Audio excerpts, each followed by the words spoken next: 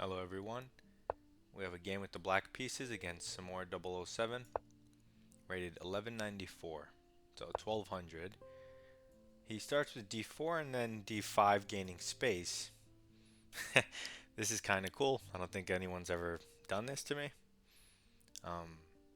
Gaining space right away. So let's try to undermine this pawn with one of our pawns. Let's immediately attack it, attack the center, and develop at the same time. He takes. I don't want to take and give him the queen trade, so I'm going to take with the f pawn, and that way when I move my bishop somewhere in castle, I'll have an open f file for my rook. In the meantime, he can't use this temporarily weakened light square diagonal because he hasn't moved anything except that pawn. So he develops a knight towards the center. It doesn't threaten anything, and now we want to develop our bishop in castle. We can go a little more passive or a little more active. Let's go a little more active, pin the knight, and we're ready to castle next turn.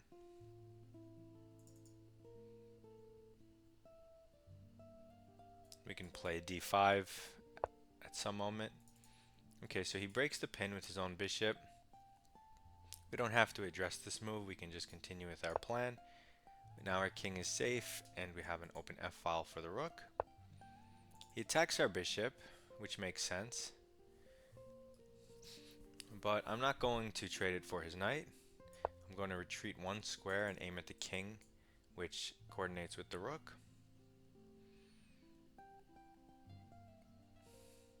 And I really like black's position compared to white's.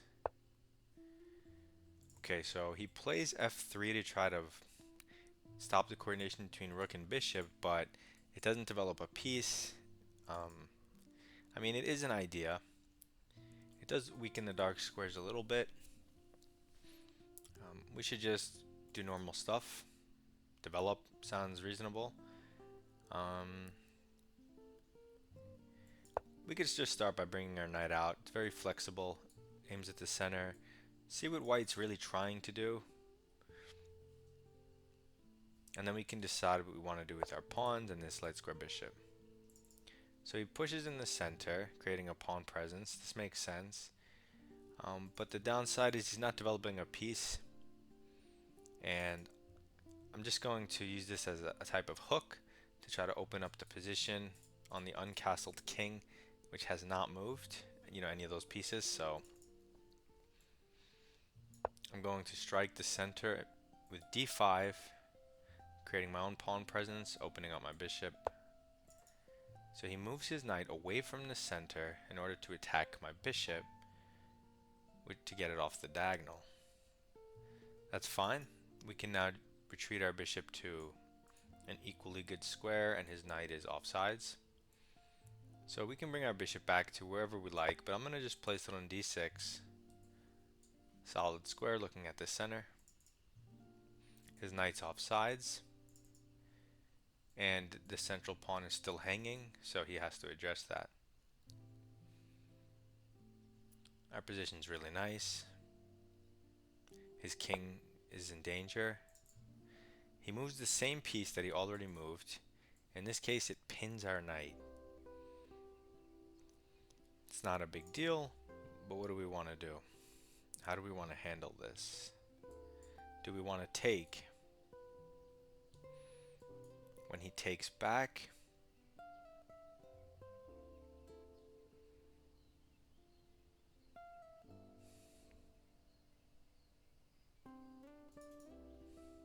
I mean, we could just move our queen. We could do anything we want here. We could take, we can ignore him. We can move this knight into the center. I mean, I almost want to kick the bishop, but it creates lots of holes around my king, so I'm not going to do that. I'll do a different move. Which move? You could also even push the pawn, which threatens to trap the knight. It's kind of a weird move.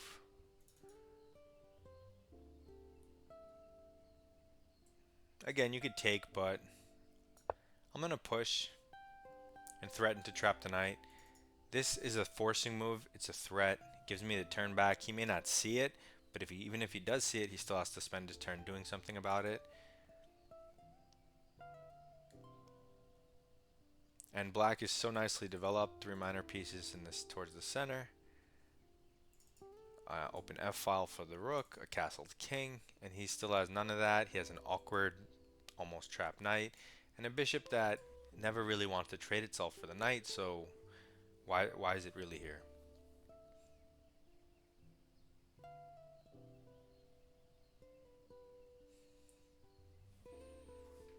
He can never push because that square is controlled, right? So he pins the knight. I mean, he doesn't pin the knight. He attacks the knight and blocks the b5 square with a piece. He probably didn't even see the knight was going to be trapped. He just wanted to develop. That would be my guess. We don't necessarily mind this trade. So, you know, you can play something like bishop out. But do we have something else?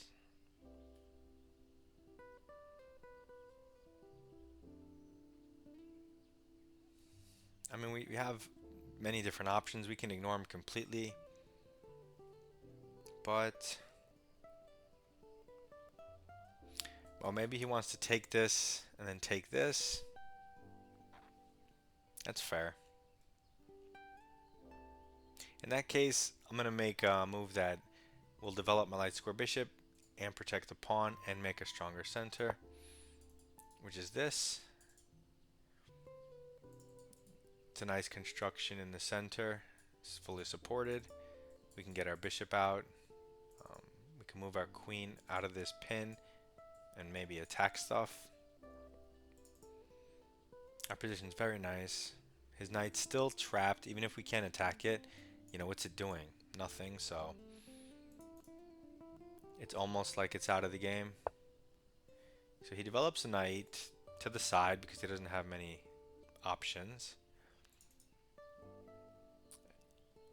It does allow us to take it, double his pawns, isolate them, create a couple outposts for ourselves. And then which way is his king really going? It's kind of nice. We need to develop our bishop anyway, so let's do it with force. Ruining his structure so that in an endgame we have permanent long-term weaknesses that we can try to attack. He takes back, and now we need to connect our rooks to complete development, and we want to get out of this pin. So by going here, we remove the pin, but with a threat, with the targeting the weaknesses we just created. Connecting our rooks, and our position is very harmonious. There's no way to defend this square other than bringing the bishop back. So he goes queen here, which it has a check, which doesn't do anything. Otherwise, it might just be coming here to protect his king side. So let's take free stuff. Now our queen is on one of the outposts we created. And sure, there's this light diagonal. I don't have a light square bishop, but it doesn't matter because he would need a knight to coordinate on this square, which he doesn't have. Also, I can just put my king in the corner. It's never a thing. Also, he has the problems, not me. Look where my queen is. So he castles the other way. Logical. But this allows me to kind of pawn storm him and get my attack underway. The thing is, it would be nice if I can not allow him to trade. I just kick his bishop and bully him. But my knight's in the way. Do I really want to move it, and where?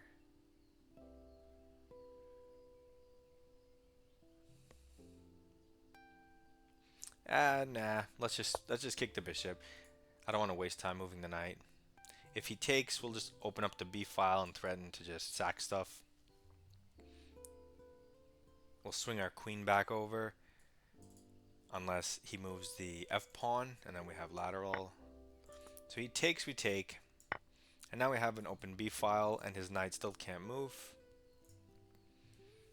And we're up a pawn. We have a better center. Can't complain. So he does give us this check. It hits the pawn, but that pawn is never gonna, like, it's a double pawn. We'd rather have it on the B file for a pawn storm, so it's not exactly helpful. You could block with your rook, but you want your rook there. So let's move the king out of all future potential ideas. Okay, he takes that pawn, but that pawn was meaningless, doubled, and he's hanging this pawn in return. And the problem with hanging this pawn is it gives me sideways access and hits this pawn. So he was hunting a pawn, but these are not pawns of equal value.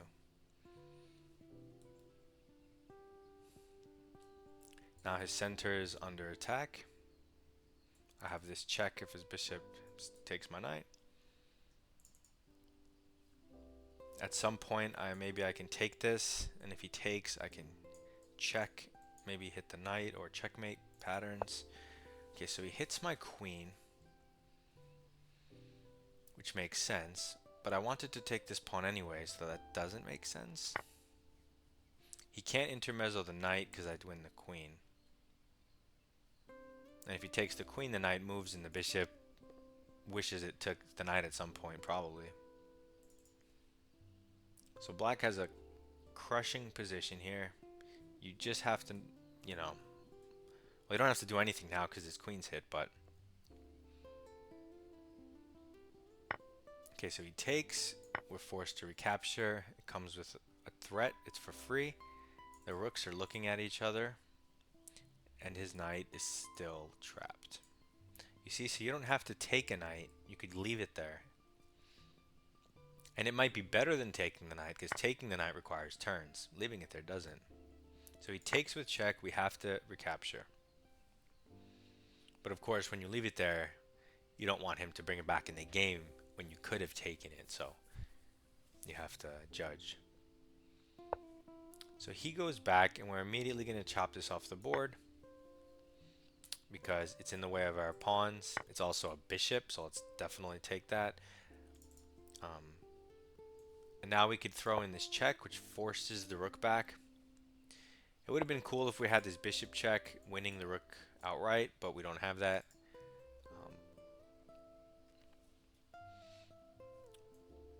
But we're just going to take the rook because we do have a winning endgame, so we can trade stuff.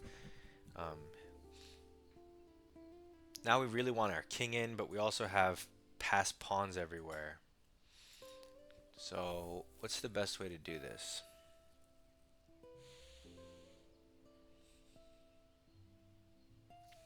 Probably just to run the pawns. You can win any number of ways,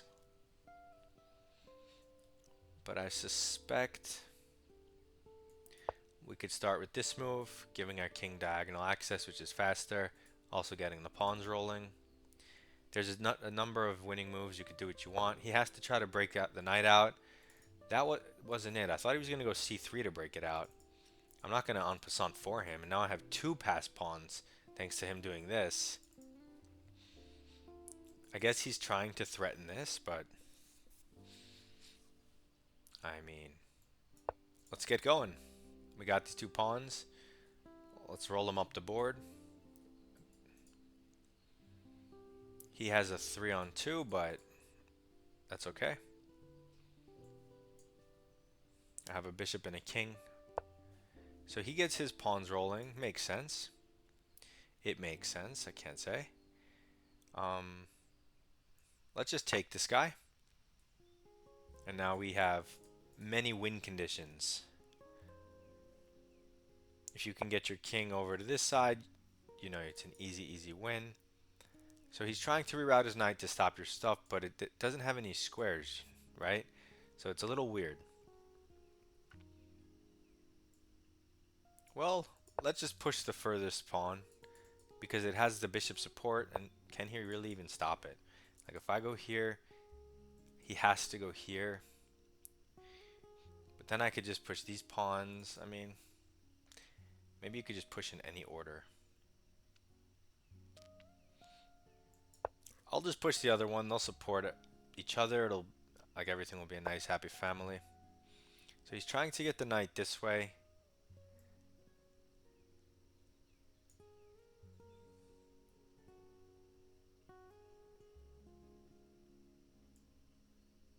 I don't want to trap my bishop, so let's bring my bishop back. I don't want it on that side of my pawns. I want it on this side, behind it, supporting. I don't want it in front, trapped. So I was just trying to figure out how to do that, but... Okay, so he's pushing pawns. Let's remove one of his win conditions. Now he has an outside pass pawn on the A file, but it will take him many turns, and I could sack my bishop. Oh, I'm almost out of time. Let's push our passed pawns. He goes there with the king. Let's continue pushing. Okay, let's get my king here just for, what's the word? I don't know, but if he takes this pawn, we can run this guy up the board, so he definitely shouldn't do that. Whoops. I mean, he was completely losing no matter what, but this just makes everything a lot faster, because now his king is cut off, so he can get easy checkmates.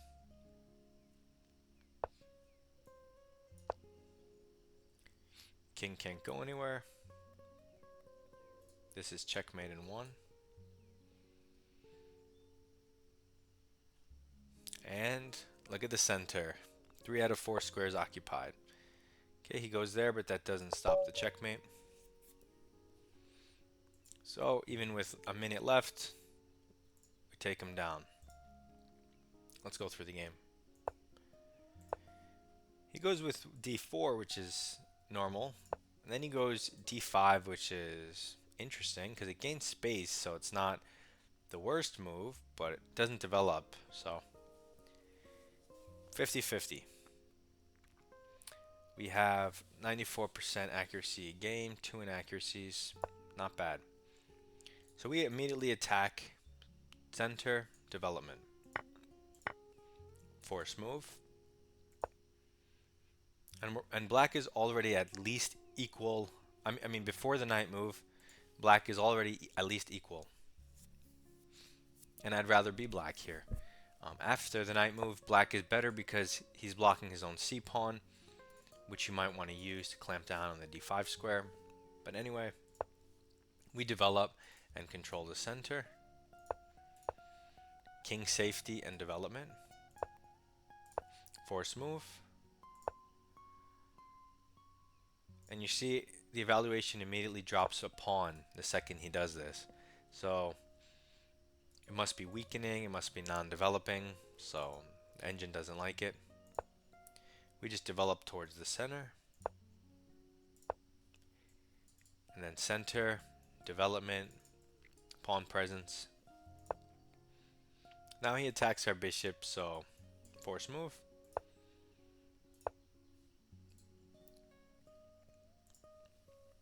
And now he's actually threatening to take the knight and then win this pawn. So you have to do something. You don't have to do my move, but you have to respond somehow. So force move. Improving move. Development center. Now my bishop has a beautiful place to go. This pawn's no longer stranded and weak. My pawns are connected again. It looks a lot nicer. And black is better. Okay, so taking was the right move. Yeah, it was a weird place to put your knight when you could have gone towards the center. It just allows me to ruin your pawn structure. It allows me to immediately attack this pawn and you can't really do much. So it goes to almost -3 at this point. We develop a piece with a threat for free. Free stuff. Now it's just an improving move for free. We want to launch our pawns up anyway if he moves. Kind of forces him to trade his bishop for our knight. Force move. It's a check. Force move. He takes this pawn, but it's not good. We take free stuff. take free stuff. Force move, -4. He takes our rook, force move. He moves his bishop back. We want to liquidate, so we trade. We give the check to liquidate, trade. Now you could win any number of ways. It's -5. You could bring your king into the center and then push your pawns. You could push your pawns first because you have so many and there's nothing he can do about them with bishop support. -6. These pawns are never scary because 2 of them will be traded for 2 of yours. The last one you could sack. So you don't even need your king really. So that's how we win. And that's just another center focused game. When someone does something on move 1, move 2 that puts you out of theory, like I was right here, I have no idea what this is, so I have to just figure it out as I go. Center, center, center, and we win the game. Good luck in your chess. I'll see you in the next video.